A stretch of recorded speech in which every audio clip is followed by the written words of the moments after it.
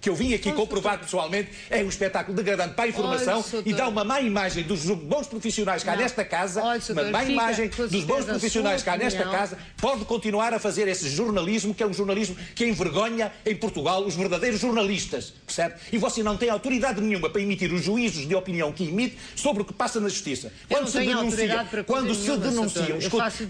se denunciam a miséria que vai na Justiça, a podridão que vai na Justiça, e quando se denunciam os casos da advocacia, você não tem a legitimidade de fazer o tipo de jornalismo que faz. É uma vergonha e devia ter vergonha. Você viola diariamente,